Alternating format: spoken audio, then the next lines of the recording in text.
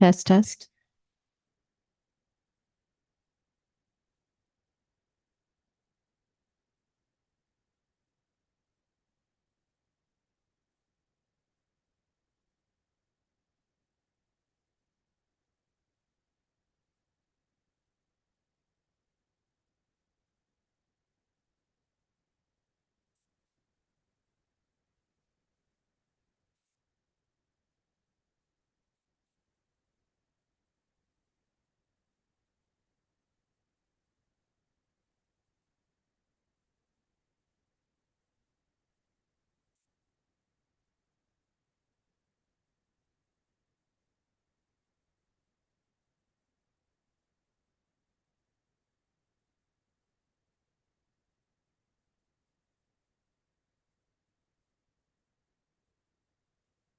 That's gonna make things easy.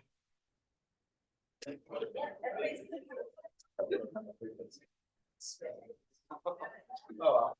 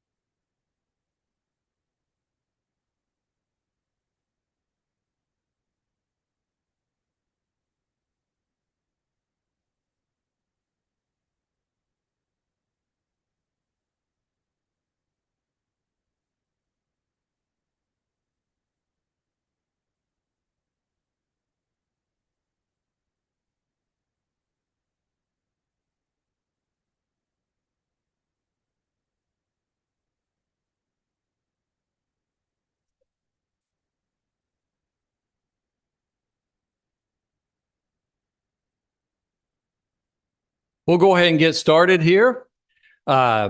Certainly is a pleasure to have each and every one of you here with us this morning.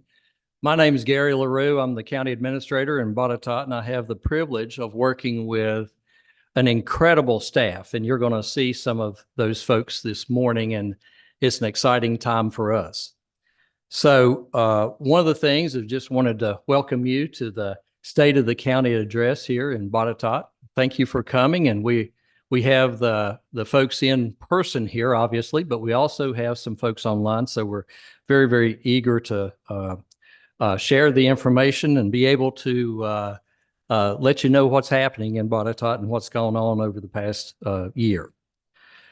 You know, we have elected, appointed folks here, as well as partners, investors, educators, citizens, and also visitors from outside of the community.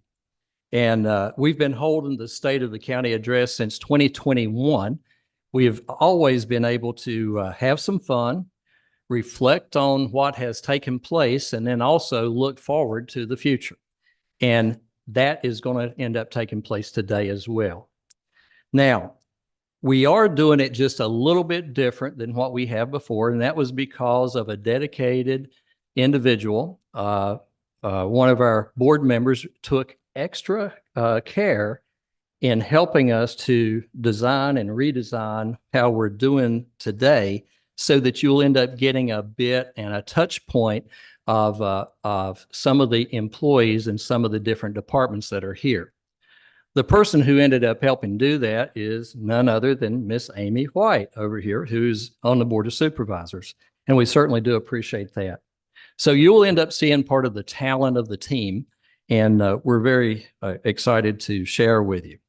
But before I go any further, I'd like to introduce the Board of Supervisors. Of course, that's who I work for, and I need to make sure and introduce them. And we actually have three members with us this morning in person.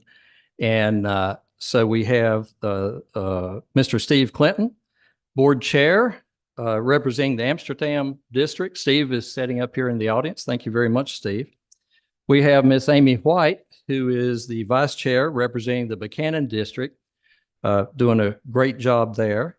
We have Dr. Max Scotthorn representing the Valley District. I was just on the phone with him, and he regrets that he couldn't be here. He has patients that he is seeing this morning. We have Mr. Brandon Nicely. Brandon sitting up here center, and also we have his sidekick, Gail, with him as well. So we're happy to have them here. And Mr. Walt Michael is representing the Blue Ridge District. Also, I'd like to take just a second to thank all those that have been involved in putting this together, and especially Tiffany Bradbury, who has led the charge and organizing and things of that sort. She also put together this pamphlet that you have in front of you about 2023 and about the year in review. And I would encourage you to take that and read it. It's got a lot of excellent information in it, and something that Tiffany had actually worked on a lot. There's also a couple other people that in the admin suite that I would like to recognize. One of them is Miss Lori Bess in the back. Lori is always the wonderful go-to person in our office for any and everything. And I know that she was here last night with Tiffany and with Mandy and some other folks, even setting up for this morning. And so we certainly do appreciate her. And also Mr. David Mormon. David is right here. David is Deputy County Administrator, and we certainly do appreciate him.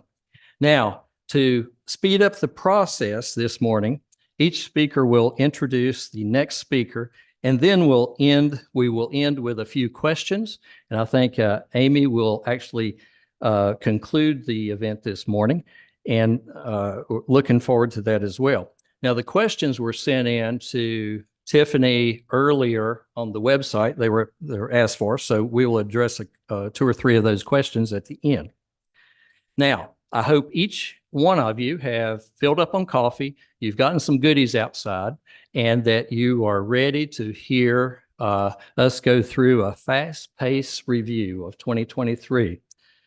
We're going to start that off with Miss Amy White, Vice Chair of the Botetourt Board of Supervisors. Come on up here, Amy. Let's go.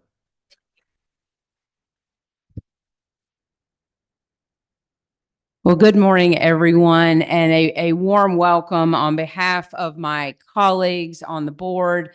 I just want to welcome you. I want to thank you for taking the time to come this morning to learn about our community, to learn about our county, and hopefully inspire you to get more involved and to dive deeply and enjoy all the things that Botetourt County has to offer. As the elected official up here today, I want to recognize my colleagues in the elected official world. There's a lot of us that live and work in the county.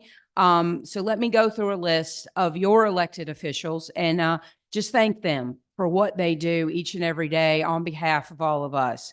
We have some folks in Richmond right now, and Delegate Terry Austin and our state senator, Chris Head. Neither of them can be with us today because they are in Richmond working for our best interests. We also have Congressman Ben Klein, who lives right here in the county, who is working at the federal level to represent Botetourt County.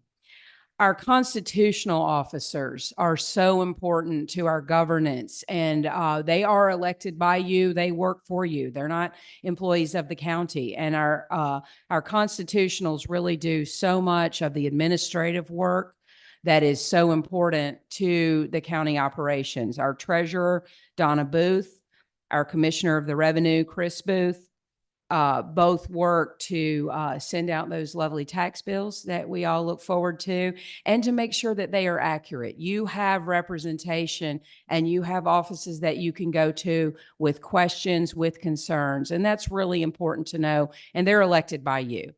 Also working for us to keep all of our records straight is our clerk of court, Mr. Tommy Moore, who is just, he's no stranger. I don't need to introduce him. He has done so much for this county for so many years. And helping us remain a very, very safe community and become safer each and every day are our other two constitutional officers, our Commonwealth Attorney, Mr. John Alexander. If you have not had the pleasure of meeting him and talking with him about his approach to the administration of justice, you really should. And of course, our Sheriff, Matt Ward, who was just reelected to another term. Matt has just done some amazing things while in office. I think they just received their accreditation, which is a continuing thing that they have to undertake and do. They just got full accreditation. And another thing that they've done in our Sheriff's Department is make sure that we have officers in all of our schools. Which is really an accomplishment for our county and for our school system. So I want to recognize those. Also, we have some appointed officials here today, and I want to recognize the entire group. The Economic Development Authority, the EDA, the chair is Mr. John Kilby. The vice chair is John Griffin. John Alderson serves on there, along with Jeff Emery and David Bryan. And also on that group that are in attendance today, Mary Beth Smith and Lynn Hay. Thank you to both of you all for your service on the EDA. And I also want to recognize our Planning Commission, which is appointed by the Board of Supervisors. We have a planning commissioner from each district. From Valley, we have the chair, Mr. Tim Lucas. The vice chair is from Blue Ridge, Sam Foster. Steve Kidd represents Buchanan. Dr. Beth Leffel is from Fincastle, and Tim Snyder with Amsterdam. So those are some of the people elected, appointed, and sometimes volunteerish, because this is a lot of work to make the things happen that you're going to see today. So I do want to recognize all of them and thank them, and I hope that you will join me in thanking them. So my first job as offering Board of Supervisor remarks is to say that the state of the county is very good. I am happy to say that emphatically. I believe that in all of my heart. I don't say that we are excellent. I'm a teacher, so grades are really important to me. I'm a lifelong educator. I didn't give us the highest mark because I think there's always times and things that we can improve upon. And after today's event, you're going to see the commitment to that continuous improvement. And that's what I'm most excited about. But let's face it, we're starting from a very good place whenever we envision improvement. So we are in a very good place in Botetourt County. I also want to thank Tiffany Bradbury for this picture, because as you that know me know that this is Buchanan, and that swinging bridge there just brings joy to my heart. So I'm glad that she gave us that picture to start the remarks on. And I'm a lifelong resident of Buchanan. That's the James River running through there. And that just signifies to me some of the resources that we have to be so proud of. We have natural beauty, we have natural resources, we have commerce, we have that Main Street downtown area, very near and dear to all of us. And we are fortunate in Botetourt County that we have a diverse array of environments that you can find yourself in. If you're feeling quaint, you can come and stroll across the swinging bridge in Buchanan. If you're feeling a little more metropolitan, you can come up to the Daleville Town Center, and everything in between. So we are blessed to have that variety of experiences for our citizens and for our visitors who do spend a lot of time at some of these significant areas. So I want to talk next about a few changes that we've made with respect to the Board of Supervisor meetings. I want to also offer some clarity and some opportunity for you to engage. I think sometimes people are a little bit reticent to engage with government because they feel like it's this thing that's out there. We are not a thing that's out there. We are you. We're here with everybody.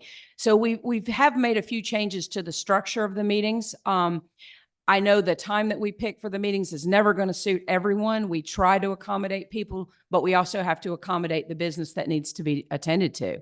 So we have a meeting the fourth Tuesday of every month, unless there would be an extenuating circumstance. And I've been on the board now for 3 years and never has a meeting been canceled. So we have the fourth Tuesday of every month at 2 p.m. We begin our meetings. Sometimes we have public hearings at 6 p.m. Those usually involve planning and zoning, which you'll hear a lot more about in a little while. But if it is a public hearing, the public can speak. That's what a public hearing is for. So I want to make that clear. If there is a public hearing on the agenda, the public will have an opportunity to address that particular issue. We always publish the agendas on the county website. You get the agenda about 5 minutes after I do. I think they are emailed to the board and immediately posted on the website. So if you're interested in what's going to be discussed at the board meetings, there is a full agenda with all the supporting documentation. And I thank some of you for reading that. And I know you're reading it because I get emails like, why is this report 126 pages? And I'm like, because that's how much detail goes into some of these things. So please feel free to look at those agendas and then go to the supporting documentation for the items that you're interested in. Citizens can attend the meetings virtually. We live stream those on a YouTube channel. There's always a link to that. We do not have interaction with our virtual attendees, but you can listen and watch all the activities of that particular meeting. You can sign up to speak, and again, that's only in person. And one change that we've made this year is we do not want to limit public engagement. We don't want to limit your ability to comment on items that are being discussed. But what we found in the last couple years is that there were a lot of engaged citizens, which we applaud, but they were speaking on items that we weren't going to be talking about that day. So it was a little bit distracting to spend an hour listening to comments on a certain topic that wasn't even on the agenda to be discussed. So what we did was we followed another system that's being used in the county. That I will be honest, it was from the Buchanan Town Council meetings that I attend. And I thought what they did was really nice. So they have 2 periods of citizen comment. The first one is for agenda items only. So if you want to speak on an item that we're going to be discussing and possibly voting on that day, you will get to speak at the beginning of the meeting and you can address that agenda item. If you want to talk to us about something that's important to you, but is not requiring action that day, we have a second public comment period at the end of our meeting that you can talk about anything. So we hope that that allows us to be a little more efficient and a little more focused on the business that we have to take care of. But it also gives you a chance to talk to us about what's on your heart so that we can then plan and think and maybe discuss with you over the next month about these issues that are important but aren't requiring action. So I hope that makes sense to everyone. There are two opportunities for citizen comment: agenda items and non-agenda items. So I hope that that works to clarify that and opens up for more public interaction. So that's kind of how our meetings work. How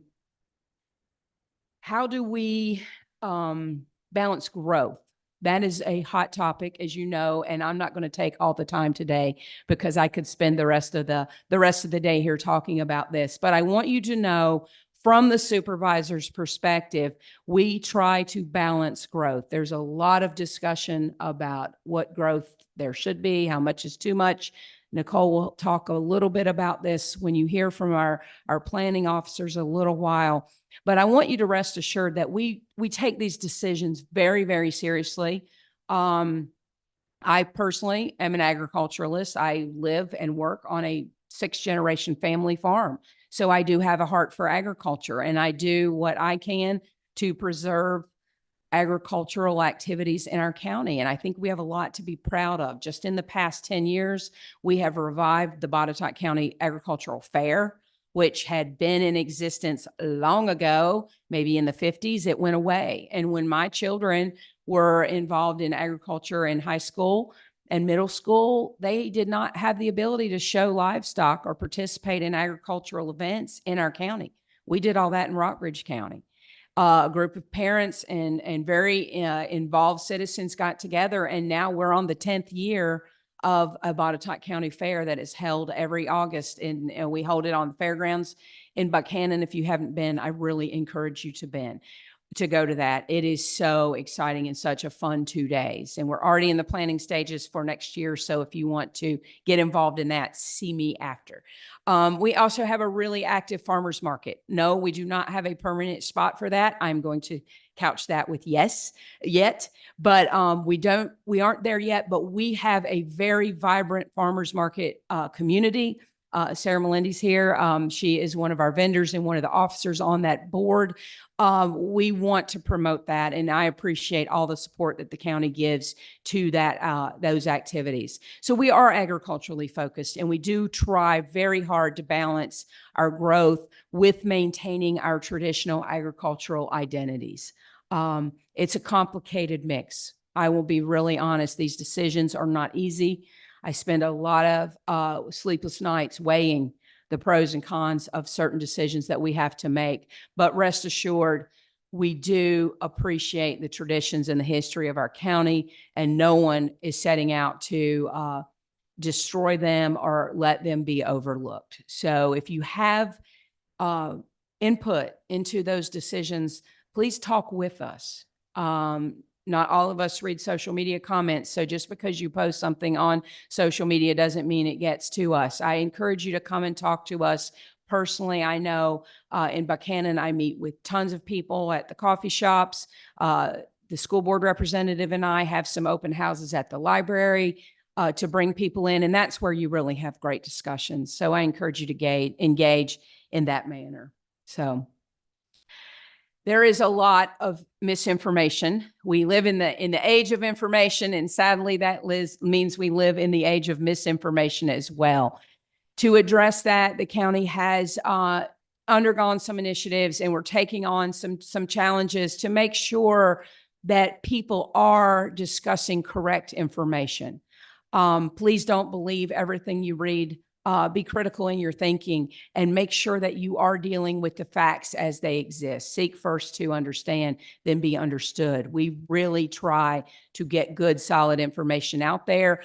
An uptick in our initiatives to do that, you can always go to the Botetourt County website. And you can sign up on the Botetourt County website to get alerts when there are meetings coming up. If you're really interested in school board meetings, they will tell you when the school board meetings are happening. If you're really interested in planning commission, you can go onto our websites and get alerts when those meetings are occurring. The agendas are always posted. The minutes are always posted. This is all public information that we want you to engage with. There is a Botetourt County social media that Tiffany handles, and I'm sure you'll hear more about that when she speaks to you. We started a new page this year called Botetourt County BOCO Facts for You.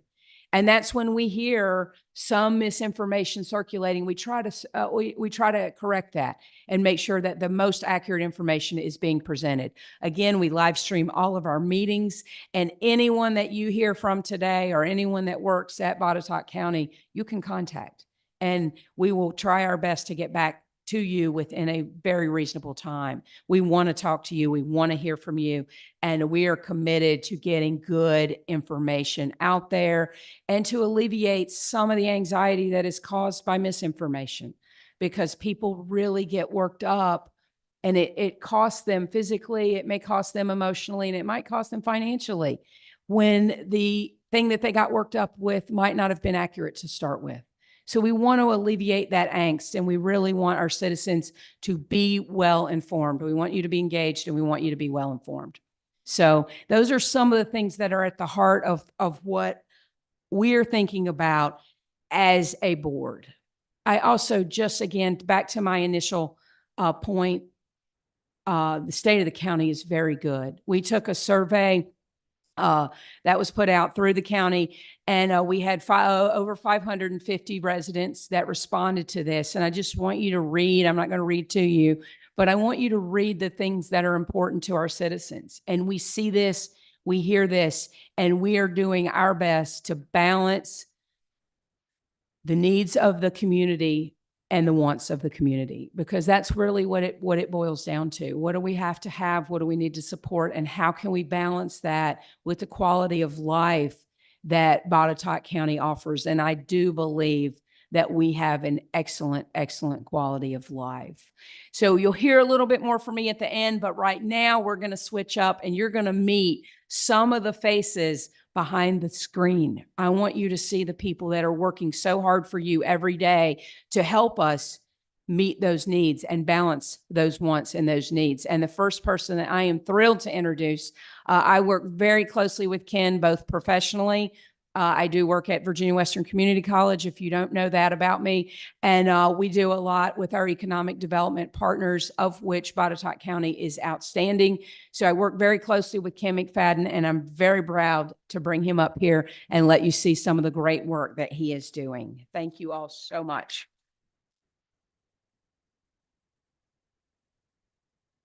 Thank you, Amy. And good morning, everybody. It's a pleasure to be here. I'm Ken McFadyen. I'm Director of Economic Development for Botetourt County.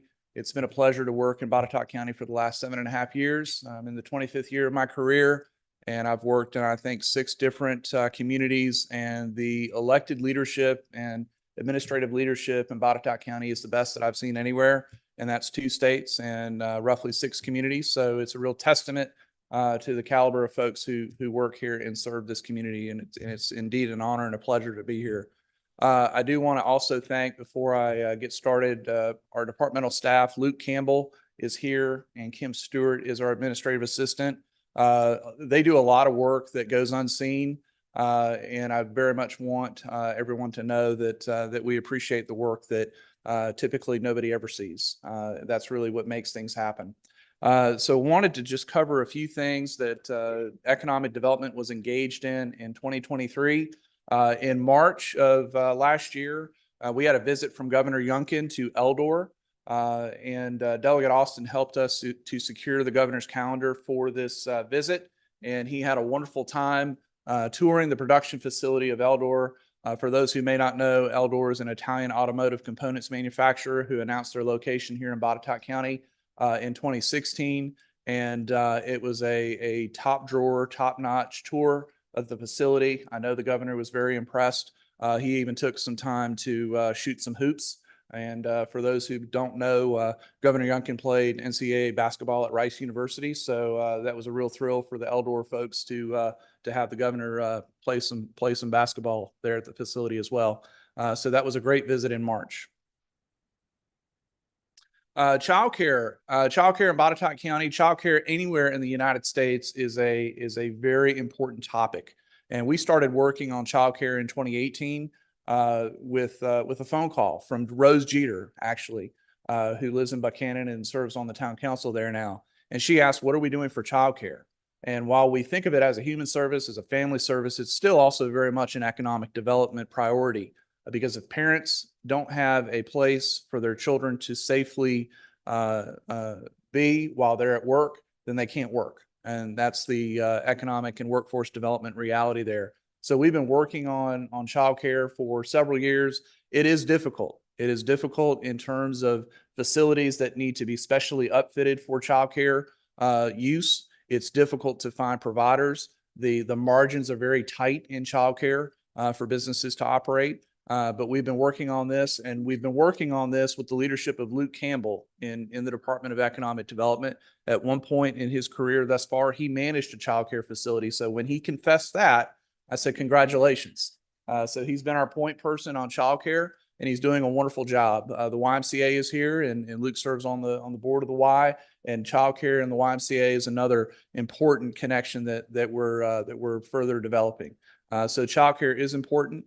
Wonder School is a national business consulting firm, I suppose is a good way to describe them, that have worked with the Virginia Early Childhood Foundation to provide Botetourt County with a pilot grant, if you will, of $21,000 to help a single child care provider here in the county to stand up their business and operation and to deliver additional child care capacity to the community.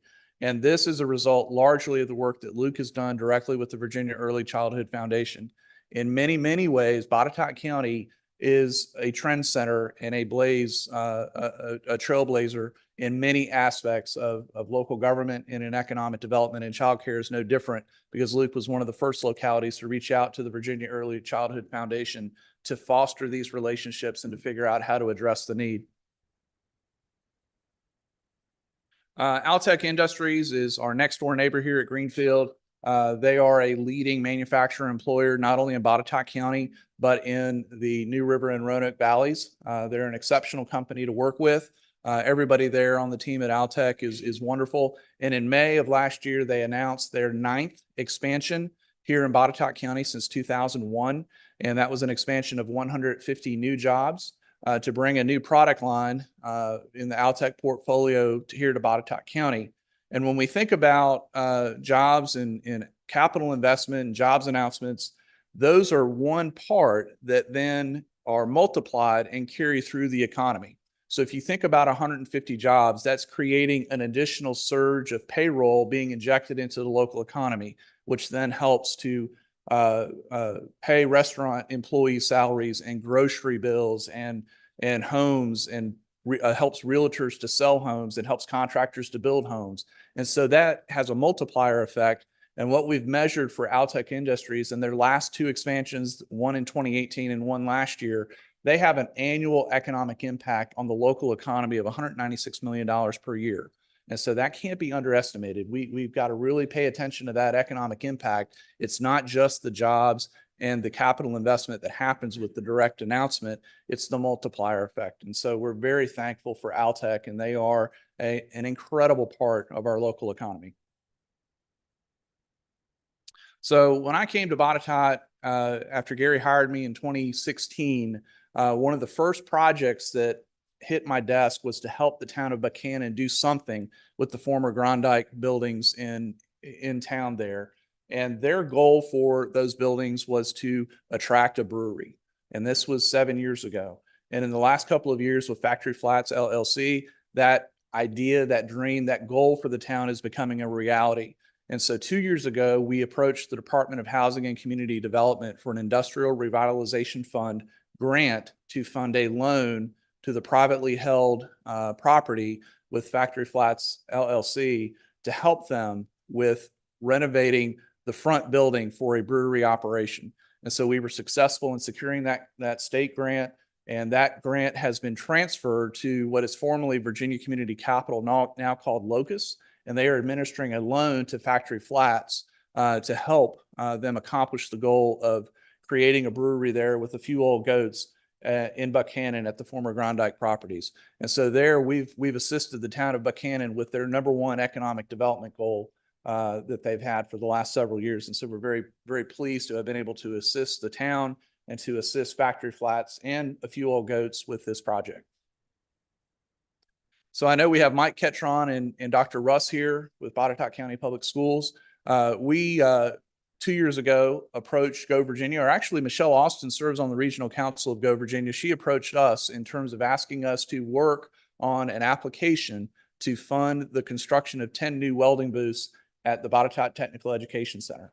The current capacity of welding booths and the number of students that BTech can teach in welding is maxed out unless they have additional space, additional welding booths. And so we were successful 2 years ago in securing a grant of $166,000 from Go Virginia to assist BTech and Botetourt County Public Schools with installing 10 new welding booths. And the result of this will be that they will be able to train an additional 45 welders over the first 3 years after completion of the project and 60 additional welders after the first 5 years. And so when we think about manufacturing, welders, machinists, and assemblers, those are typically the key positions in manufacturing. And welding is a specialty here with BTech. BTech's welding lab is one of the only certified welding labs in the nation with the American Welding Society. And so we're very thankful for BTech and for the program that they have there. This project is also in partnership with the Botetourt Education Foundation. And so if any of you, I'm sure many of you know Bob Patterson, he has been intimately involved in this, and he has really done yeoman's work in helping the Education Foundation to do its part to assist BTech with delivery of these welding booths. Supporting small businesses. Botetourt County has roughly 800 business entities in the county. And when we think about those, it's easy to think about the large employers that you can physically see every day. But most, 80 to 90% of our businesses, 80 to 90% of the 800 businesses in the county employ 10 or fewer people. So it's very much a small business economy. And so we recognized that early on when I arrived in 2016, the county's relationship with the Roanoke Regional Small Business Development Center advised roughly 10 businesses in the county, 10 of roughly 800. And so we definitely found an opportunity to grow that relationship, and we have done so. In 2018, we developed this brochure, Botetourt's Open for Business. Hopefully you're seeing this in coffee shops and restaurants and at your libraries here in Botetourt County. This is the roadmap to starting a business. And so we're very proud of having produced this document to help our businesses to start and to grow.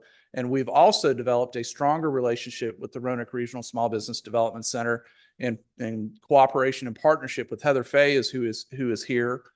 She started with us in 2019 working on small business development and is doing a phenomenal job working with our businesses here in Botetourt County through the SBDC. She's bringing resources to small businesses here in Botetourt County that Botetourt County alone could never be able to do. So it's in partnership with Heather and with the Small Business Development Center that we're able to successfully assist our businesses now. And we went from 10 in 2016. We're now roughly serving, Heather, keep me honest, 200 businesses a year as an estimate. And that's significant. That's 1/4 of all of our businesses.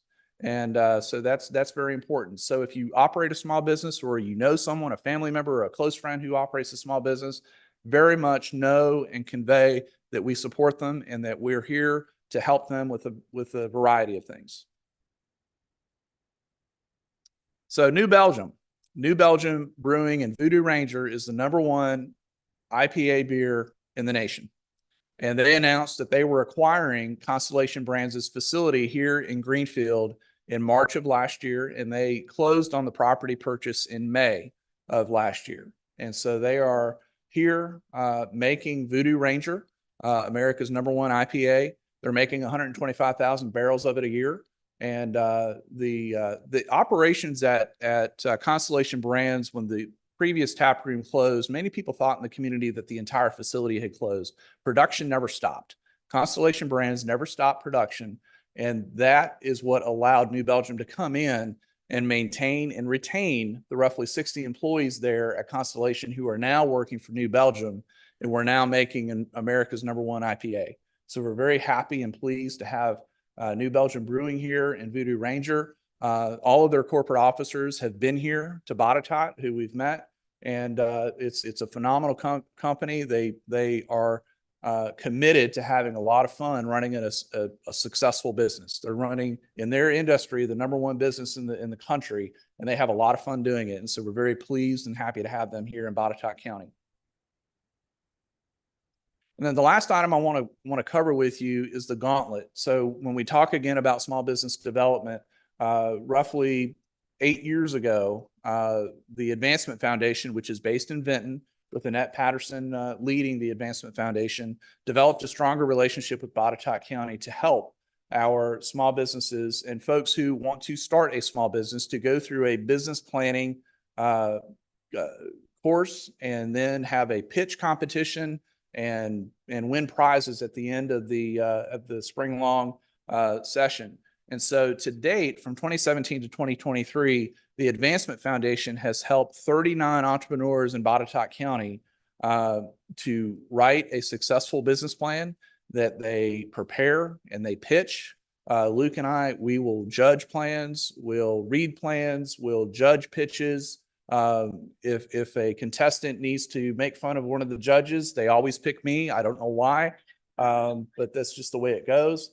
And they've helped businesses here in Botetourt County to secure almost $250,000 in awards and prizes. And some of that is cash. Roughly $60,000 of that is cash that the Advancement Foundation has provided to Botetourt County-based entrepreneurs. And so if you know somebody who's participated in the gauntlet, you know that they've gone through a top-notch business planning program, that Heather is also an advisor for our Botetourt County-based entrepreneurs through the gauntlet. And so again, these are some of the things that typically the public doesn't see or make the connection with Botetourt County, but we very much want you to understand that we work in a variety of different ways with economic development, and we're very pleased with the results. And we work hard every day. Everybody in this building and everybody with the county team works with our partner organizations to deliver economic development every day. The next person I'd like to introduce is Nicole Pendleton with Community Development. She does a phenomenal job with community development planning and zoning matters. And thank you.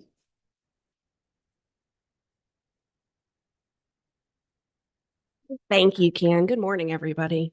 There's some pretty big act to follow. My name is Nicole Pendleton. I'm the Director of Community Development, as Ken said. I think the majority of my team is either here in person or joining remotely. So thank you to my team for what you do. Administration, thank you for your support. To the board members, elected officials, and the appointed volunteers, and everyone who gives their time and energy to the county to make Botetourt such a wonderful place, thank you. I generally live for these kinds of events because I love being able to tell the story, but I will be honest with you, and I heard I only had 5 minutes to celebrate the people we work with and who we work for. I was pretty nervous. 5 minutes isn't nearly enough time, so please feel free to reach out to me anytime to learn more about who we are and what we do. Community development is made up of folks who've worked here for 1 year to almost 20. So we're really continuing to experience an uptick in the number of permits that are issued in the county. This 981 permits were paired with over 5,400 inspections. Almost half of the year that occurred with 50% of our inspection staff.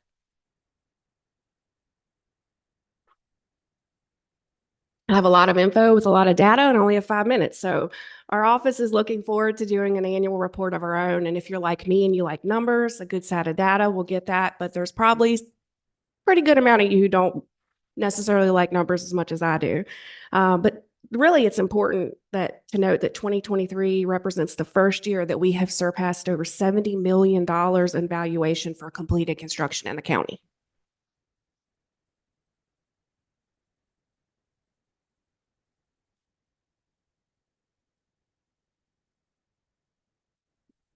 So these folks here, If you have ever heard there's a way to reorient your mindset, if you find yourself saying, I have to about something, you can turn that phrase around and say, I get to. These folks here and so many of my colleagues are the reason that I never say, I have to go to work today. I am blessed to get to go to work, to get to come here with some of the most compassionate, caring, and hardworking people. Every number that you see on the screen represents a relationship that my team has with multiple people, builders, designers, contractors, homeowners, business owners. The list goes on. This team here in this image is forging relationships through celebrating Building Safety Month, which is a new effort spearheaded by Building Official and Development Services Manager Mark Bowles, who's up in the audience. Thank you.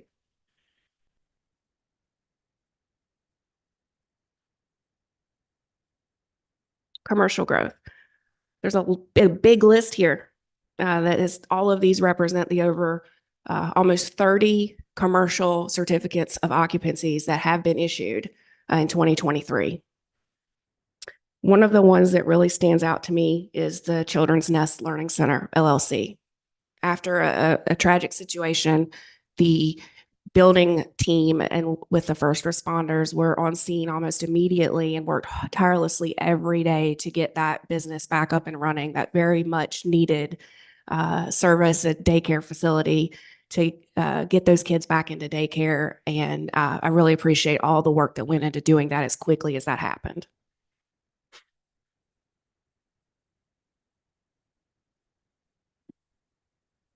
So in addition to those of you who are really familiar with the team and the projects that come before the Planning Commission and the Board of Supervisors, that's just the beginning of many projects. And so much of the work goes into getting those projects up and running. Our Planning and Zoning Division is an award-winning group. This year, by a vote of our peers across the state in the Virginia American Planning Association, we brought home the Holzheimer Economic Development Award for the Gateway Crossing Overlay as a tool to implement the vision of the 2016 adopted comprehensive plan. Also, our very own John McCoy received the Foxhound Award for Distinguished New Professional. It's a pretty big feat to be in amongst our state.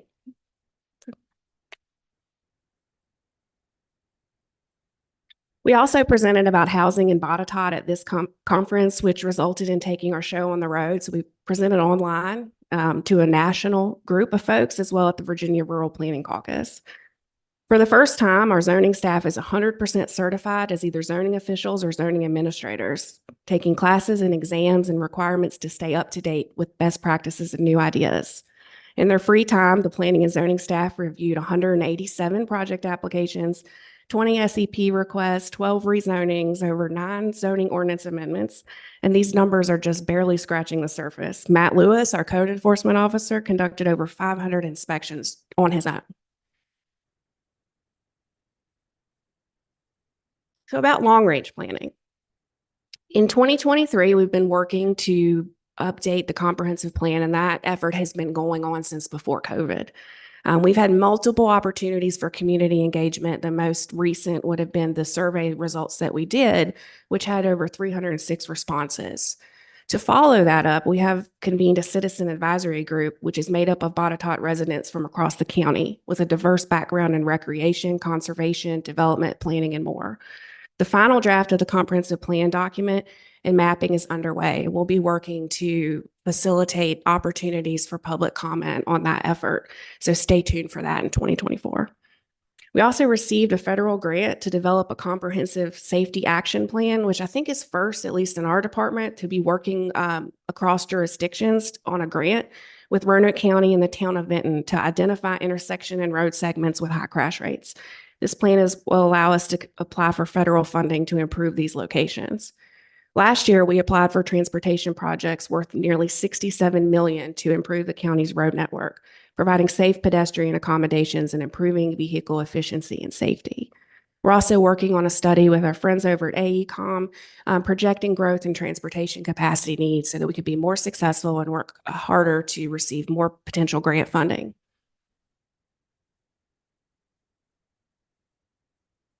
So what I've heard from the community is steakhouse, steakhouse, steakhouse. And I think the development community is listening. Now, remember, your government doesn't pick and choose the commercial ventures that operate in the county or the places that they should go.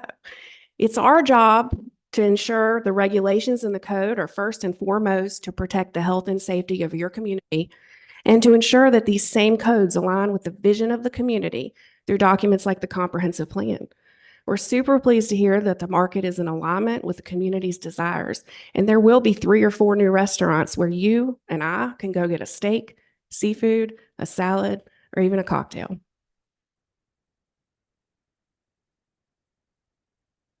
And I'll close with this. There's been a lot of conversation about the exit 150 area. And as you know, we're working with regulations and working with folks every day about the potential future. So this is an image from the September 23 community meeting that VDOT held, and it shows the realignment of exit 150. And so I would encourage you to check out VDOT's website about this project. But we have heard a lot about this area. So this really represents a part of the widening Interstate 81 widening project, 2 ramps at exit 150 being realigned and 1 removed. The southbound off ramp will be realigned to connect with Route 220 with a new signal at Tinker Mountain Road. The estimated start date of that is fall of 2025. Now I am honored to turn this over to my friend and colleague, Miss Mandy Adkins, Director of Parks and Recreation. Thank you.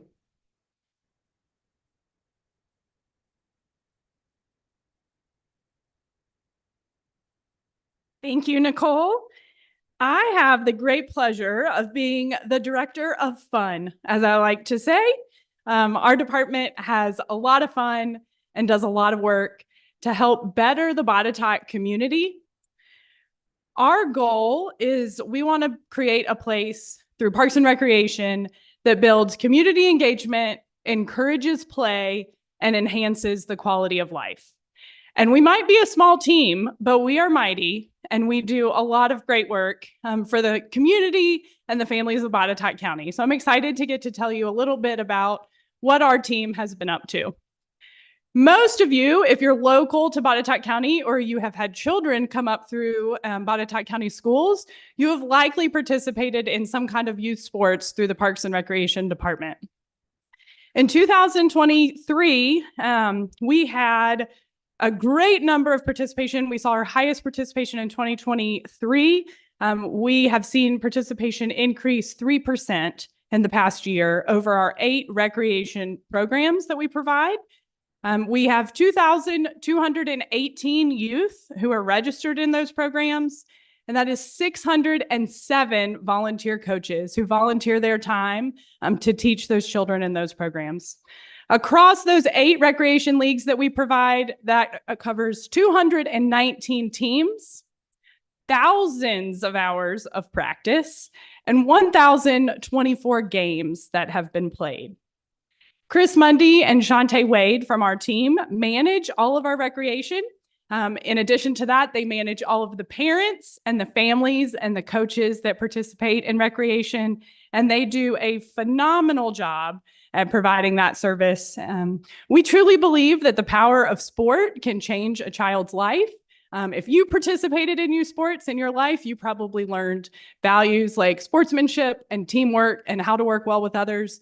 Our goal is to instill that in our kiddos and help them to be lifelong learners and educated peers once they get into the working world. And we hope that they've learned some of those skills in their participation in sport. In addition to youth sports, we offer lots of recreation activities and services. This past year, we've provided fitness classes, self-defense classes, guided hiking trips, bingo, movies in the park, game clubs. And with the help of our friends from Botetourt County Public Schools, we were able to offer pickleball. Like Nicole hears a lot about steakhouses, I hear a lot about pickleball. We hear you. We are working on permanent pickleball structures and planning. But in the interim, my team came to me and said, we have this great idea. We can offer pickleball in the schools, in the gym. My team spent a whole day on their hands and knees painting pickleball, not painting, putting tape down, taped pickleball lines on the school gym floors And we offered pop-up pickleball. It was a great opportunity to meet a need in the community while we're working to fill the bigger need for a permanent structure. But big, huge thank you to our friends at Botetourt County Public Schools who help us provide all of these services through partnership with their facilities. Additionally, if you're not familiar, we also provide a great service to the community through our senior transit program. So Penny Firestone and Brian Abel are our two staff members who drive seniors to medical appointments and basic life errands. So we drive to hundreds of trips each year to provide seniors the transportation they desperately need to get to dialysis, to get to a medical appointment, to pick up a prescription, or to go to the grocery store. And without Brian and Penny, that would just simply not be possible. Many of you who are local probably remember the Botetourt County Fishing Carnival. This was a long-standing 20-year event that unfortunately took a pause during the pandemic. When our team came in 2021, we saw an opportunity to revive the event and bring it back, and we rebranded it, and it's now called Botetourt Wild, and it will be in its third year this year. But Botetourt Wild has the same love and tradition of the free fishing that children have experienced for over 20 years at the Fishing Carnival. But then we've also added an element that creates an outdoor recreation festival for families and children. And so this event includes paddling, water safety, canoeing, fishing on the river, hunting education, boating safety, rock climbing, and so much more. So we invite you to save the date for June 8th in Buchanan. We will be back at Buchanan Town Park for Botetourt Wild in 2024. And then last, but certainly not least, the Botetourt County Sports Complex continues to serve thousands of families each year. Shelby Bryant manages the sports complex for us. And if there is a guest or a visitor in the sports complex, I can almost guarantee you that Shelby is there too. We hosted 25 tournaments over 31 weeks in 2023. That included 2 conference championships, both a regional and a state tournament. The sports complex was home to Roanoke College this year, and last year and this year, due to some construction at their main home campus. And then throughout the year, we hosted about 258 teams and saw just over 9,000 fans come into the Botetourt County Sports Complex. So through Shelby and Jay, who manages the facility there in terms of the grass and the turf, Shay and Shelby do a great job at making sure that that facility is in pristine condition, and is, for a lot of folks and a lot of those teams who are coming in, they are not local to Botetourt County, and they're getting to see this great facility and the great view there. So we are excited for the year to come. We have a lot of exciting new programming that we're hoping to offer in 2024. One of the great partnerships that we have had is through the Botetourt County Libraries, who Julie will speak next. But we've partnered with libraries to be able to offer more programming and more services. So I'm excited to introduce to you my dear friend and colleague, Julie Phillips.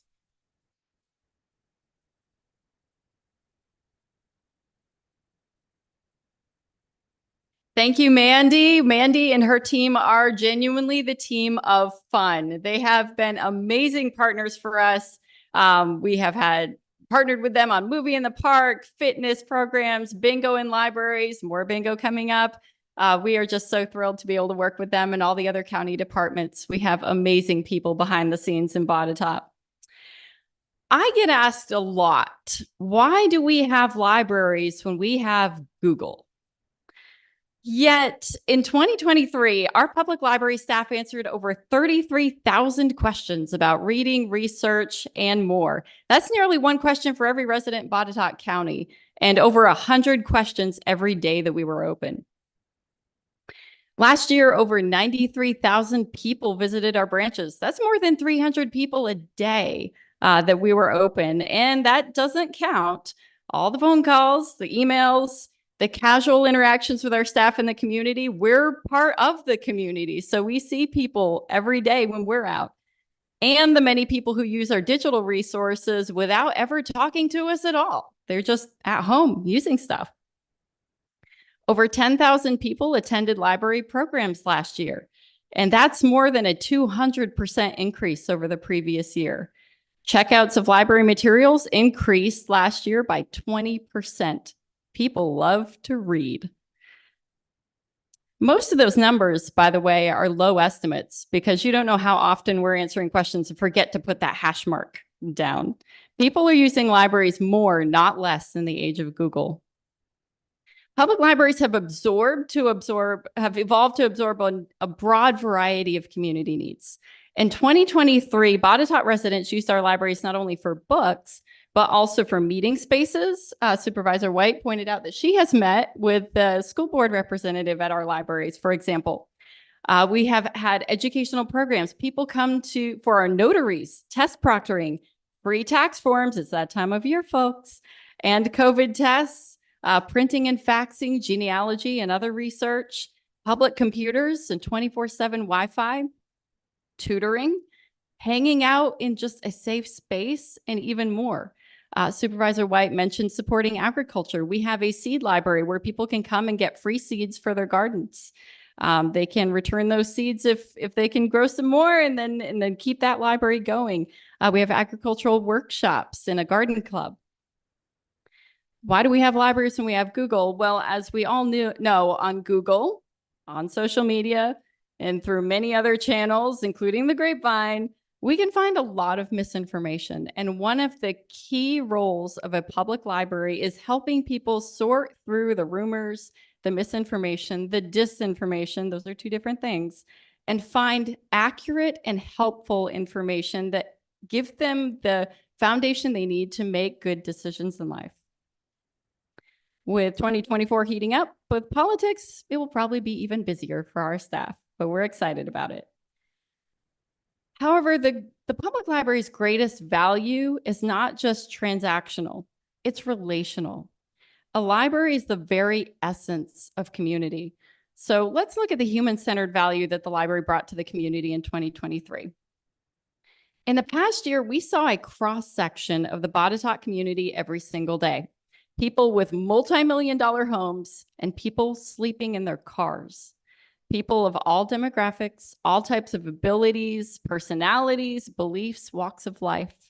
We talked to farmers, nurses, caregivers, toddlers, teens, CEOs, remote workers, factory workers, students, homeschool families, retirees, job seekers, truck drivers.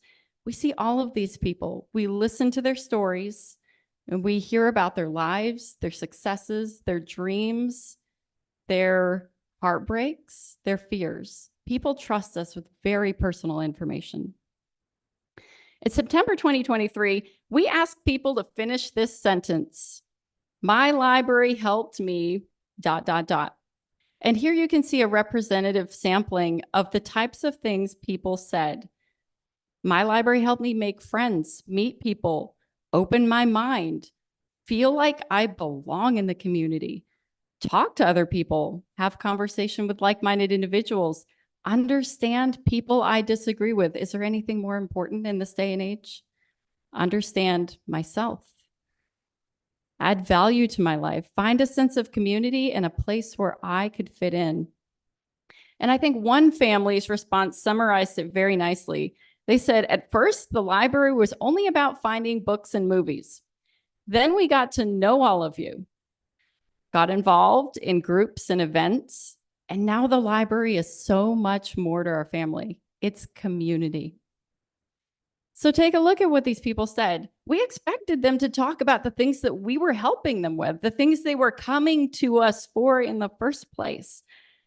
They were coming to us throughout 2023 with a number of personal needs. Our library successfully helped people find and secure jobs, plan trips, get medical help, learn how to use computers, obtain financial assistance, file their taxes, find new books to read, research complex issues, get help with their homework, so much more. We help the people through really huge life changes. We know the real life positive impact we make in the community every day, but what people remember is how our caring staff made them feel when they came into the library. They remember the freedom of mind and the social connections they formed in our spaces. When someone walks into our doors, we want them to know you matter. During a time when people are afraid to step outside the lines drawn for them, we offer a safe space to explore a world of ideas freely. In a society that is increasingly polarized, we bring people together across differences. Last fall, one mom told us, "My kids were so good at the doctor today, I gave them the choice of candy, McDonald's, or the library. They chose a library visit," which I think is the highest compliment we could receive. Why do we need libraries when we have Google? Well, we're still confident that a librarian can find you better information than a search engine any day. But the real magic is in the people. In the end, 2023 taught us the community is all about relationships. We look forward to building even more community connections in 2024. And now I'd like to introduce you to someone who sees the community and all of us in the community, and sometimes what are our worst days? The people we rely on most to keep us afloat when things go wrong. Jason Ferguson, Chief of Botetourt County Fire EMS, and a fantastic coworker. Thank you.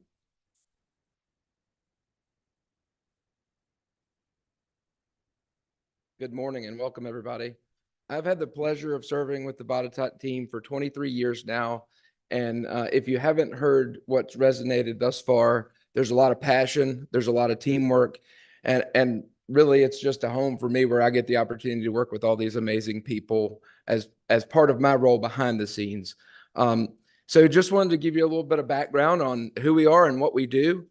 We are definitely one of the most complex portions of the Botetourt local government structure, in that we're a volunteer group. We have career staff, and we're what's considered an all hazards department. That means whatever the emergency, we should have some level of capability, training, and resources to help with that. And you'll see some of the examples of that through my brief presentation. What we do is serve the community however we best can. What you see are just a couple of photographic portraits of evidence of that. Everything from handling emergencies on our trail systems, because certainly people slip, trip, and fall, but also just have a regular medical emergency. We have to be prepared to hike in, handle that emergency, and really be the mobile emergency room out in some of the most rural areas of the county. In addition, one of the things that you see there, a picture of a couple of our providers in those light blue shirts during the pandemic.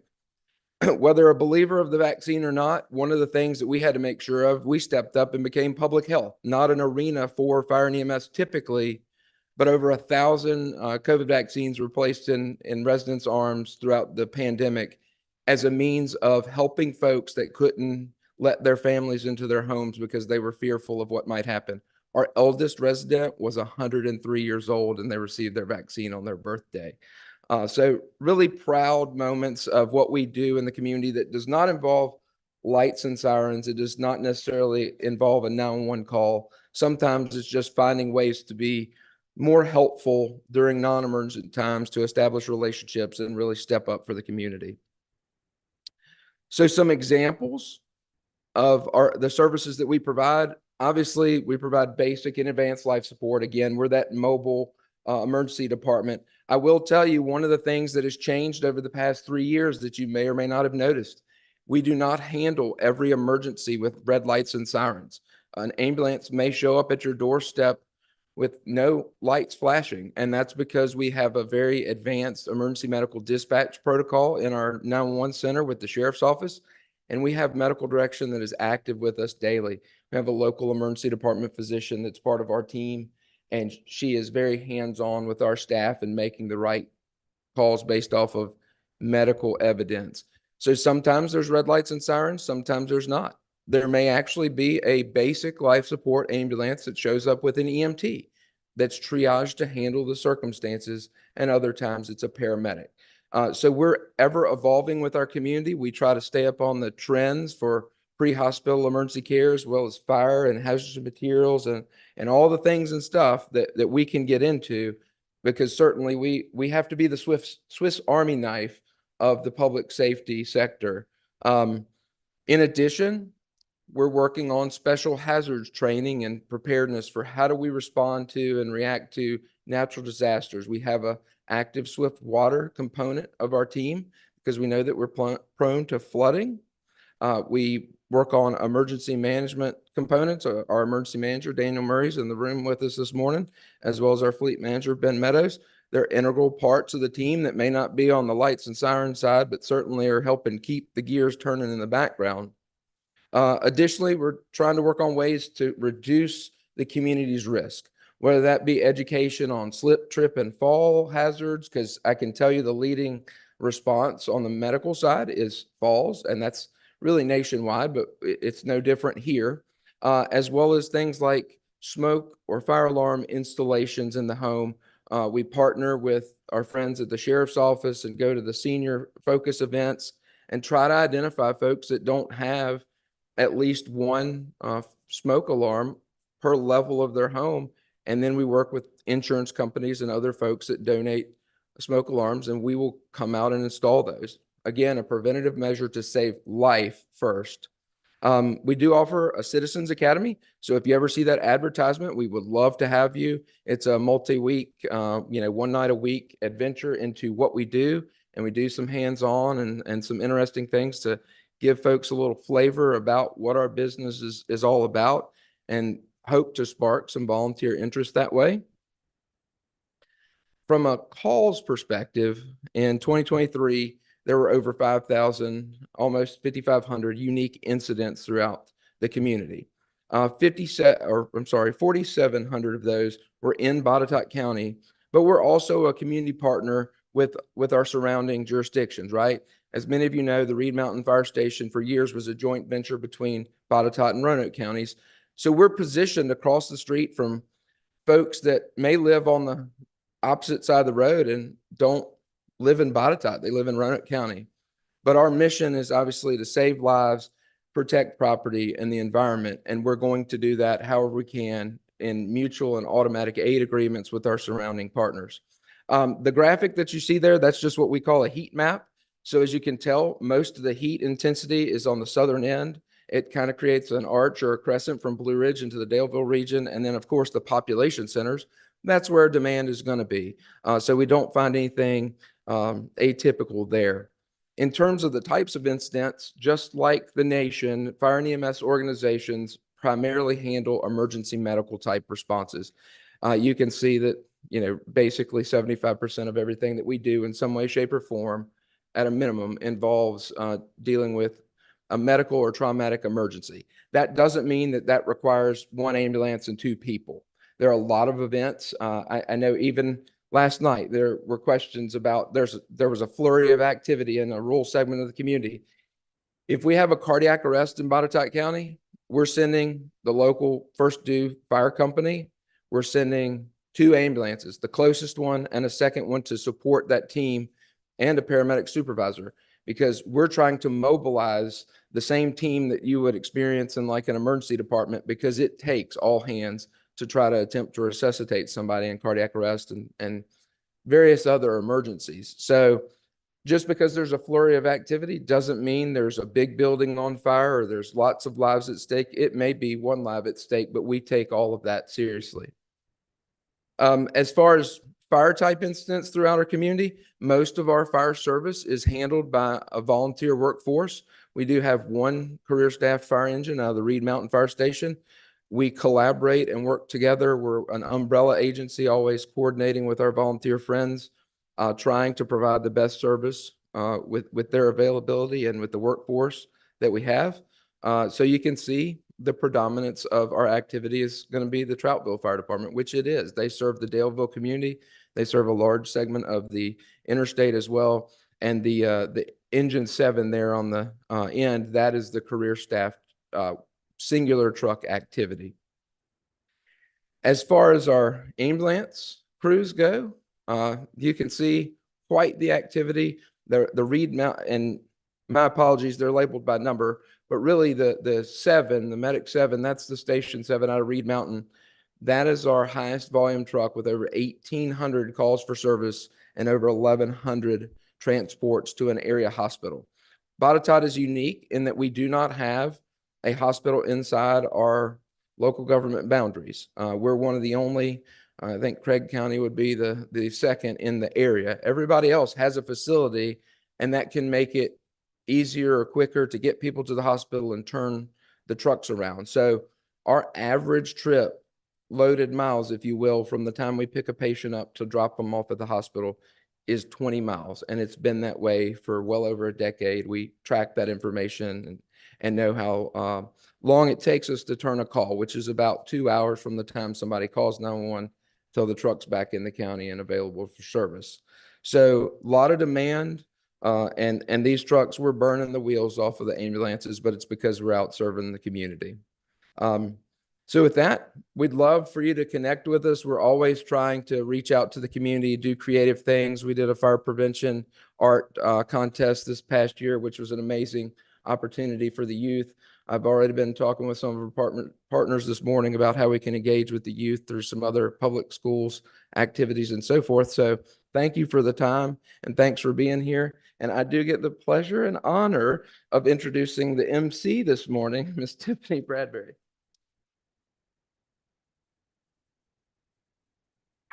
All right. Y'all still with me? You good? Everybody good? I am the talker, but I'm not going to talk for that long. Okay. I am Tiffany Bradbury. I'm the Director of Communications here for Botetourt, and I have been with the county only about 2.5 years. So that's when Gary and David, I met with them and they were like, yeah, we want to start a communications department. So I'm like, cool. Like I've lived in Botetourt for 21 years. This is awesome. So I get to work with some amazing colleagues, and some of my job is to make sure that I'm telling their stories. Okay. And to make sure that you guys know what's going on from a government perspective. Okay. So we're going to talk a little bit about what we do, maybe a little bit about what I don't do. Okay. Because I am one person. So I always say, give grace, right?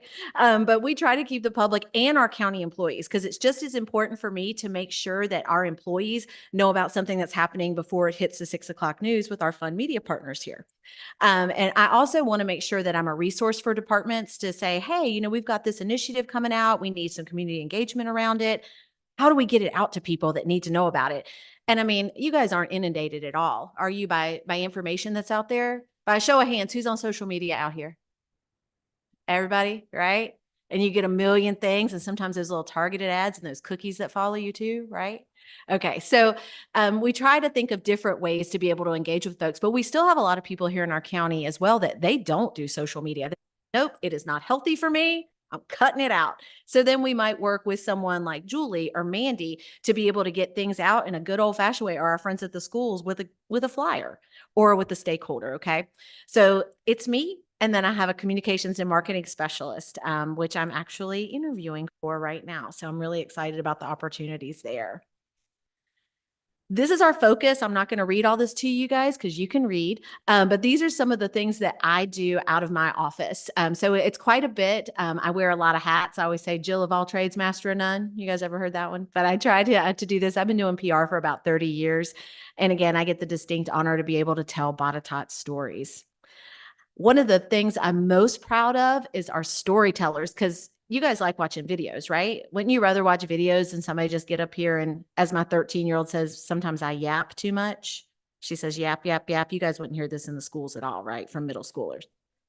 So we launched something last year called our BOCO Storytellers, and we were able to tell the story of all these folks behind us here. So those are the Naismiths. They opened up the old jail gift shop in Fincastle. Then Jim Arzigian, he's our middle guy there. I was introduced to him by our Buchanan library staff. He's from New Mexico. He's a retired physicist. He plants himself in Buchanan to help hikers on the AT. So we call him the AT Angel because he's actually hiked it through. And now he's like, I can't hike it anymore, but he wants to give back by maybe taking the hikers a pair of socks or going and picking up their prescription. So what I love about that is that's just showing the essence of the people that visit and live here in our county. And they're pretty amazing. Sarah up there, I got to go to her house. She put me in a beekeeper outfit and we got to tell the story of her business. And I got to watch a swarm of bees that day, which I found that was very unique and relaxing. I hated they were leaving her hive. But, I got to do a lot of those things. So I'm always looking for people's stories to tell. And again, I'm one person, so I can't tell all 33,000 people's stories, but I also like to be able to connect our media partners to people doing things. And then this fella on the end there, Mr. Zach Kelly, who plays for the MLB, came up through Botetourt County Schools and played rec baseball on one of Mandy's teams. Well, probably not Mandy's team because she's a little too young, but he played in Cloverdale. So it was really cool to be able to catch up with him while he was in town rehabbing his shoulder, and he was playing for the Red Sox there. And he was able to tell us kind of what he loved seeing about Botetourt and about how some of the changes are, while still, like Amy talked about, honoring the history and honoring the fabric of what Botetourt County is. So this is how you can connect with us. We're on all these things. X is Twitter. I don't use that quite as much, but we're on all these platforms. And I also would be remiss if I didn't shout out Cheryl up here with Visit Virginia's Blue Ridge. Her and her team do amazing things to be able to tout tourism to Botetourt County, to get out there. I mean, Jennifer that works with you all, she'll get out and like highlight businesses. She'll highlight things to do on the river, things to hike. So we have some great partners. Since again, I'm one person. We have these great partners that come in and really let people know what a special place Botetourt County is. But my door is always open. If you have a question, that's where I work with Gary and the team and with our Board of Supervisors on the BOCO Facts for You page. Like, we want to combat misinformation. We want everybody, I live here too. I volunteer here too. So, and a lot of our folks that work for the county also live here, and they volunteer at church, or they volunteer for their kids, basketball team. So we are, we're human. And that was a big thing of getting to know BOCO. And that's a series we're actually going to be able to launch this year. And then I also, again, remiss Mr. Ken McFadyen, the Right Here in Botetourt County video series that we're doing. And that's where I'm going to be working with Miss Heather Fay. She stepped out to highlight some small businesses. But that's a little bit about comms. But now I'm going to switch gears up, and I'm going to introduce Dr. John Russ. As a mom of 3 kiddos, one that's currently a middle schooler, so y'all pray for me. Pray for me a lot. But him, Mr. Ketron, and Mr. Mike Moser here, who is he is sunshine. I love him. But I'm going to turn it over to Dr. Russ. We're going to stop sharing the screen, and then we're going to get your PowerPoint up. But everybody at Botetourt County Schools does an amazing job. Let's give them a hand. And you can buy me a cup of coffee for that later. Okay. All right. Let me share your screen, and we're going to get him going. But as a mom of a son who's actually in the fire academy now, and a daughter that's graduating Roanoke College, and a middle schooler, all that have been Botetourt County Public Schools, I thank you and your team for all you've done to mold them into the humans they are. So you should be able to, I think we had a little bit to do with it, but the schools for sure. Okay. Thank you. Thank you, Ms. Bradbury. My name is John Russ. I'm the proud superintendent of Botetourt County Public Schools. Ms. Bradbury, I want you to take this as a compliment. The last person in this room I want to follow when I present is you. So remember that next year when you're creating this agenda. I do want to start by bragging on our achievements academically. And I have said this since I got here. When I arrived in Botetourt, this is my 4th year, this school division was in great shape. My job was not to make it better. My job was to not mess it up. I'm proud to say we continue to achieve at a high level. This past year in state testing, and I will admit this publicly, I'll admit this anywhere, I'm not a fan of state testing, but that is how we're judged. So these are the numbers I'm going to brag about when I have a chance to talk about us. Overall in the state, we rank 7th in reading and 4th in mathematics. Those numbers are based on 132 school divisions. So that is a great achievement. We couldn't do this without our teachers, our administrators, and by far without our parents. So I want to thank our parents publicly for what you do and for getting students ready when you send them to school. And I am a parent. I have a 4th grader at Greenfield, so I'm going to take some of that credit. And our graduation rate is 94.7%. That's about 3% higher than the state average. So that is a great point to highlight as well. we are a strong division when it comes to academics. I do want to recognize a few individuals. The librarian at Central Academy Middle School, Ms. Timer, in November was recognized as the Kiwanis Educator of the Year. And in this picture, you'll see Ms. Lynn Bolton. She is a member of the Kiwanis Club and is also a former educator at Lord Botetourt High School. I also want to recognize Mrs. Jane Wolf. Ms. Wolf teaches mathematics at Central Academy Middle School. She was selected, so each of our buildings has a Teacher of the Year, and then we select a Division Teacher of the Year. If you'll remember, year before last, our Division Teacher of the Year was also the Region 6 Teacher of the Year. But that competition is still underway. So Ms. Wolf will continue as our Division Teacher of the Year and will be considered for Region 6 Teacher of the Year. But we're proud of her and all of our school teachers of the year. One of our shining stars in Botetourt County Public Schools is our Tech Center. When I'm not in a group of people who knows a lot about BTech and who's really responsible for it, I will take the credit all day long. But in this room, I can't even fake that and take the credit. I want to turn it over and let Mr. Mike Ketron speak about BTech for just a few minutes. Mr. Ketron is our, when I arrived, he was our supervisor of BTech and our Tech Center.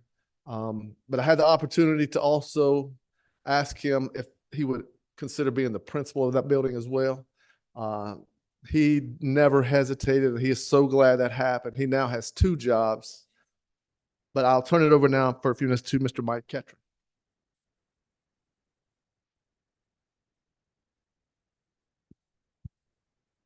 You're so much taller than I am. So, now I'm Mike Ketron. I'm the supervisor of career and technical education for Botetourt, and I always like to give a quick report on BTech. I need to go to the next slide. Spacebar. Okay. BTech is, in my mind, it is the primary workforce development spot for Botetourt County. And I work very hard, and our staff works very hard at maintaining that. One of the things that I'd like to highlight is that even though in our school division over the past few years, our overall enrollment in the division has declined, the enrollment at BTech has steadily increased. And that's a testament to my staff and the teachers there and our programs at how well we do. I know that next year, we've already done course registration for next year, and I currently have over 700 primary requests for classes at BTech. So that is an excellent point for our students and our programs. A couple other highlights over this year. Altech, which is one of our business partners, they had a program called the Altech Innovation Challenge, and they offered it to all schools, in the secondary schools, where that students were to come up with a problem in the community and then develop a solution, a STEM-based solution. And they gave a presentation. They had to do a professional presentation to Altech in order to win an award of $10,000 in order to implement their solution. And LB and James River had excellent submissions, but I was betting on BTech to win, and we did. So we have our information systems technology class and our computer science technology class combined with a group of students, and their presentation involved, we are going to refurbish computers, laptops and desktops, and provide them to needy families in the community for free. And so a lot of people, and I know the county is working on broadband access for everyone. A lot of people, once we get the broadband access, people have to be able to afford the equipment to access that. And if they can't afford that, BTech is going to provide it for them. And so we take donations of computers and we refurbish them, and we are going to work on a system. The students came up with all of this. I had nothing to do with it, but the students have developed a system to deliver those computers to needy families. So that's one of the things that we're doing. Our welding expansion, as Mr. McFadyen talked about earlier, right now we have the electrical is all installed and the booths are up. We are over spring break. We are installing ventilation and gas lines, and AEP installs the transformer this summer. We will have those booths up and running. And we are expanding our welding program, which is quite frankly the best high school welding program in the country. So that's one of our focuses. And the last thing I want to mention over the past year is our signing day. I know I always invite members of the Board of Supervisors and Mr. Larrowe to the signing day.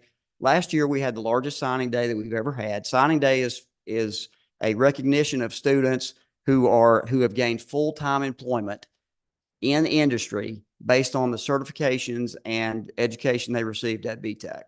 Now, we have a lot of students who go on to college and go on to things like that, but I like to recognize the students that are going straight to work full-time in the field that they have gained certifications at BTEC. And last year, we had 31 students who were recognized at signing day that went to 18 area businesses and industry. And so I know Mr. Leary has been there. It's a great event, and I'll invite anybody to come to that because it is a tremendous event for our students and their families. So, and that's the report for BTEC. So thank you.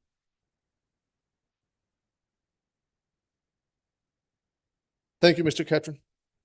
And he does do, I don't brag on him very often, but I probably should. He does a great job with BTEC, and he does truly have 2 jobs, and we still keep piling it on. But I told him, when you get a job or 2 jobs and you do a really good job, you've messed up because we're just going to keep bringing it. So he is an asset. Last year at this time, we were talking to you about completing our strategic direction. Mr. Mosier when he talks about this strategic direction, if you're familiar with school divisions, strategic plans or strategic directions usually are a 200 to 300 page document. When we completed ours, it was a 4-page document. The 3 highlights from our strategic plan, we have a focus on every student, every employee, and every learning environment. I'm going to talk about each one of those for just a minute and give an example of what this strategic direction has led us to do. We conducted a survey in our process, and one of the things that come up was people felt like we needed to teach our students more real life applications, more real life stuff. Things like changing a tire, keeping a checkbook, and I know all of you probably use electronic banking. Some people, including myself, still keep a check register, and I still use electronic banking too, but things that we do in real life that you don't get in a regular classroom, we have included in this real life program. Once we rolled it out and it became a part of our plan of studies, the classes filled up. There was overwhelming interest, and the classes are full now. We have it at both high schools. I've had the opportunity to visit both programs, and they're doing some really great things. We'll continue to work, look for ways to incorporate real life and world learning experiences in our academic programming. And our commitment to every employee, central office admin, and I can't take all the credit for that. I have to give it to our assistant superintendent, Dr. Womack, and our finance department, Mr. Brandon Lee. They worked together to offer all of our employees, no matter what, if you're teaching, if you're an admin assistant, if you're an instructional aide, if you're a bus driver, doesn't matter. If you have an idea and you need funding because you want to offer our students an outside the box learning experience, you have the chance to apply for one of our SPARK grants. SPARK stands for Supporting Proposals for Achievement, Resources, and Knowledge. There are some great examples of people who have applied. I'm not sure they've been all granted or told yes or no yet, so I'm not going to go into detail about those. But it's a great opportunity for teachers to get some funding to do something a little bit different than what they normally do in a regular classroom. And then to address every learning environment, we organize a facility and efficiency task force to look at our facilities and our schools. The primary focus was to make sure we're operating at an efficient level. We have schools, several of our schools aren't at full capacity. Actually, none of them are at full capacity. We have several that are at low capacity. So what we're doing is looking at options throughout the county with all of our buildings. And the goal is to provide a safe, moderate, and learning-focused environment for all students. And I'll speak a little bit about task force meetings that we have going on in just a few minutes. We do have an extensive capital improvement plan. And if you log on to our division homepage, you will see this. What we're doing with this is informing the public of how far we are along with, first of all, what projects we're working on, and then how far along we are in the process. This slide shows where the difference between this time last year and where we are now. And as you can see, a lot of those projects have been completed. Our school board has approved our current capital improvement projects. If you will look on our website, all of those projects are on there, and we'll show you the progress we've made or the progress we're working toward. Once you go to the Botetourt County Public Schools website, if you'll scroll down just below this, there's a lot of information, a lot of important information that you can get from there, and that Gantt chart being one of them. Once you go there and like I said, you'll find a lot of information, and it's accurate. Please don't get your accurate information from social media, because I promise it's not on there. If you're going to get accurate information, go to our website. And then once you do, if you have questions about anything on there, please give us a call. I may not be in the office when you call, but I promise I'll return your call. Some things we're looking forward to, as I mentioned, we are finishing up a series of town hall events. We've had 4, we have 2 more left, one next week and one the week after. I don't have the dates memorized, so I don't want to give you dates. If you go on the website that I just mentioned, they're on there, on the first page, right, Mr. Mosier? But these town hall events are to give the community an opportunity to talk about what is our plan for our schools. There are several options that are on the table, but these town hall events are a chance for community members to be able to ask questions or to give us your opinion. I have to say the 4 we have had so far have been fabulous. There have been a lot of comments, a lot of participation, but it has been a team effort. It has been professional. We've had Board of Supervisors members there. I want to thank Ms. White. I want to thank Mr. Nicely for attending. Mr. Michael attended one. But like I said, we have 2 more left, one next week, the one after. And you don't have to live in that district. We've planned them by district, but anybody can attend any of those.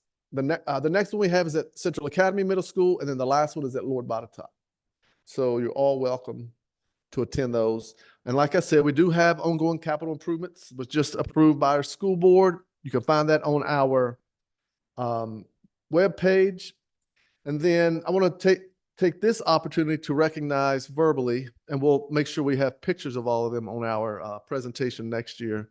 But I've worked in several school divisions, and if you read the paper, you can hear about several other school divisions and school boards. I can stand here and honestly say I would not trade our school board for any school board in the state. Now, none of them are here, so I'll say this, and they'll hear it anyway. Individually, sometimes it can ruffle my feathers a little bit, but as a collective board, I wouldn't trade them for any board in the state. They are phenomenal to work with. My daughter asked me just the other day, Dad, do you have a boss? I said, I have 5 bosses, but they are great bosses. Anna Weddle is our board chair. Mr. Matt East is our vice chair.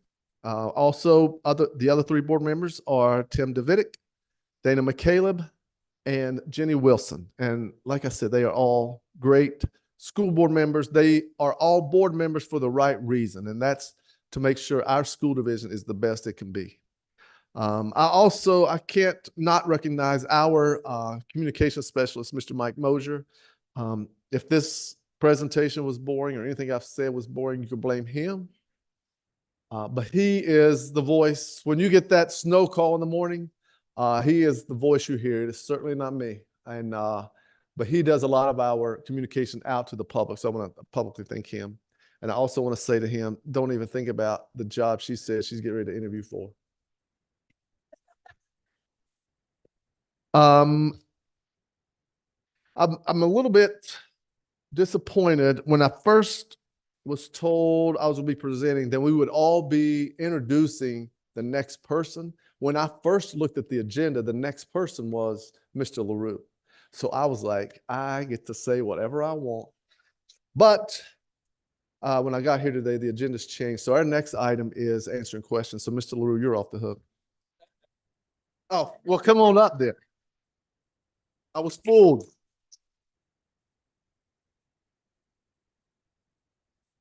Oh.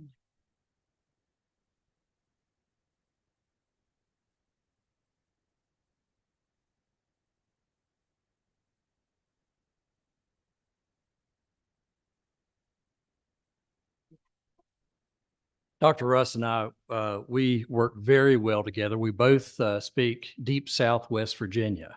So we work exceptionally well. But I am envious that he only has 5 bosses. It seems like I have 34,000. And I don't know how that works. We've got 5 direct and then 34,000 indirect. Anyway, I know we're running just a little bit over. And normally someone would apologize for that. But to be honest, with all of the wonderful information that has been provided, I'm not going to apologize. Now, maybe I should, but it was absolutely wonderful. Do you understand why I love to come to work every day? There's so many exciting things happening in Botetourt, and these people are top of the game. And this is not everyone, obviously. This is a splattering of the group.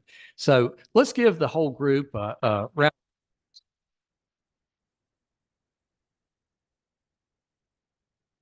So I'm going to go through the questions that we had. I think I can get through those fairly quickly, and then we'll turn it back over to Ms. White. But there was a question came in, when will the first responder radio system upgrades get started? We have a communications director. The Board of Supervisors has approved the purchase of the Motorola system that will tie into the Roanoke system. So it will actually be P25 compliant, I think is what the technical term is, so that the radio system between fire, EMS, first responders, and the sheriff's department, and also the school system and potentially community development would all be able to talk to each other in the process of that. That is a large lift at just under $18 million. And that is the contract has been signed and it's moving forward, and the real work will start taking place in 25. We have already under the contract had to make the first payment. I saw that one come through the other day, about $3.5 million. So it's not cheap, and it's something that you do not necessarily see, but it's something that you do not want to be without. We are running in an antiquated system, analog system right now that's more than 25 years old, and it is outdated and out of life as far as that goes. The next one, who is currently overseeing the capital projects in the county? And actually, he's sitting in the audience. So we actually have Mr. Rich Evans is working on that, and he's leading the efforts with the courthouse rebuild. We're going through some processes to get that back moving forward quickly. And so Rich is very attuned to being able to make that happen. He'll also be working on some 911 center development and some other projects that we have lined up for him in the near future. So that's really appreciate Rich being with us. The other question was, where are we with universal broadband in the Botetourt County? Many of you know me, and you've probably heard me say this before, when 2 or more are gathered together, we'll talk about broadband. And because it's so important to everyone. And one of the things that we started this journey, as Tiffany's got the slide up, back in 2017, well before broadband was sexy.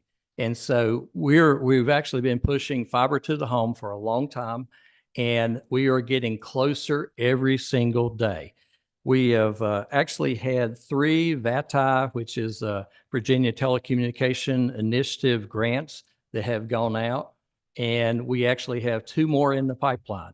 So right now we have CBEC, the Craig Botetourt Electric Co-op. They're serving broadband in some of the most remote areas of the community. We're happy about that. Lumos is kicking it out of the park with their total investment to date is about $38 million of getting fiber to the home. And then we have a very, very small piece of that was associated with CARES funding and also with county dollars, a very small piece of actually making that happen. But it is taking place right now, and I'm not going to get into all of the numbers on that. However, it is absolutely going fast. And if you'll notice out in the community, if you don't get hit by a Lumos truck running up and down the road, you're probably lucky. So, because they are everywhere. The other 2 projects that are in application right now is Comcast has a project in for 473 addresses with 59 miles of conduit. And also Lumos is working with Dominion Energy up in the Arcadia area in the northern end of the county, working on that. And that would serve 623 additional addresses with fiber to the home. And so we're super excited to be able to actually get these projects funded and get that fiber spread out to everyone. Tiffany, I think one of the things about looking ahead was about budget, maybe just a little bit. I think Ms. White would like to talk about that just a second, or had asked me to do that. We are in the budget season. Our budget season actually runs 12 months, basically. We are constantly working on budget. And if you don't believe that, ask Tony Zarilla. But what happens is that the budget task force, which is made up of some of these directors and other employees that we have, will be starting to work on their section of the budget next week. That will go for 2 weeks. They'll end up with a budget documents. Then that will end up coming to me. Then it will go to the budget subcommittee, which the budget subcommittee is made up of 2 board members, which is Mr. Clinton and Ms. White. And then it will go to the full budget committee, which is all of the board members. And then they will work through the budget themselves. So there are tons of hours that is involved in budget and in the process of that. Just wanted to let you know. Also, one of the things that that has happened is that Botetourt has had the Certificate of Achievement for Excellence in Financial Reporting from the National Government Finance Officers Association for 16 years in a row. Also, the external auditing has been stellar, associated with Botetourt County. And we just got that report here not too long ago from Robinson Farmer Cox again, with a clean bill of health on the finances. And we've also been able to hold on to our AA1 bond rating from Moody's, which is unheard of for a community of our size. So we are super pleased with the efforts that take place within budget, within finance, and within all of that financial world. Ms. White, I think you have some comments to. Actually, Terry. So following up on the budget, I do want to make sure everyone knows we did receive a report on that external audit that was presented at the December board meeting. If you look at that packet, which again, through the website, you can access that, there is some fantastic information that really distills a very complicated process into some really understandable charts and graphs so that you can know where the money comes in, where the money goes out, and you can track that. It is all public information, and we want you to know and understand that process. We're beginning the new process, as Gary said. So please, feel free to interact with us regarding that, and know that there will be public opportunities for public hearings regarding a final budget when we're ready to approve that.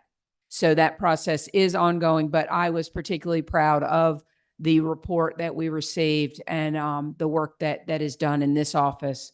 So ask us about budget questions. We know tax season is upon us as well. You're going to be receiving reassessments. That is required by law.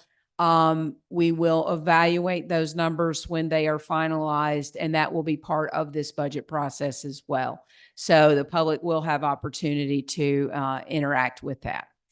The last two things I have will be brief. I appreciate your patience, but like Gary, I'm not going to apologize because I'm proud to be part of the work that's going on here. And I am so happy that we have these individuals doing work on behalf of each of us every day. The first thing I want you to do is a challenge. I have a challenge for each of you. I want you to share this information that you've learned today. If you have seen anything that you question, ask us. If you see anything that you're happy about, please share it around. The other thing, my closing comment will be, I said I'm a lifelong educator. And as an educator, we spend a lot of time with assessment. How do we know that what we're doing is good? My boss is back there and she's laughing at me. She knows. We spend a lot of time measuring. Are we delivering a good product that is going to serve our students and our community well? And you have seen a lot of ways to measure success today. We have seen so many numbers, from Ken's percentage of economic development and investments in our community, to Nicole's number of permits, to Mandy's number of students or kids that are playing on teams. We got a lot of math today, and we can measure all those, and they are great metrics. But I'm going to offer you another metric to think about how we are doing as a community. And it's a personal story. And it's not long. I know y'all know I'm long-winded. But my daughter is 27 years old, and my son is 25. They both grew up here in the county, went to James River High School. And they both have gone away from school. Lindsay has finished school, and she's moved back here now, and she's a working person, which is really interesting to watch. So she's 27 years old. Number one victory for me as she has returned to our community and plans to work out her career in our community. But her and her friend went away last weekend. And again, she was gone for 8 years. They went away and spent the weekend in South Carolina with her college roommate, where she has now moved. And they were in Columbia, kind of big city. This is her college roommate. They went down there for a fun weekend of revisiting. And when those two kids came back into my kitchen Sunday night after their 4-day stay at her college roommate's house or apartment in South Carolina, they both walked in the door, and the first thing they said, "We're so glad to be home." I hope you feel that. You are at home here, and you're at home in our community. So please enjoy your home and be proud of it. Thank you so much for your time today.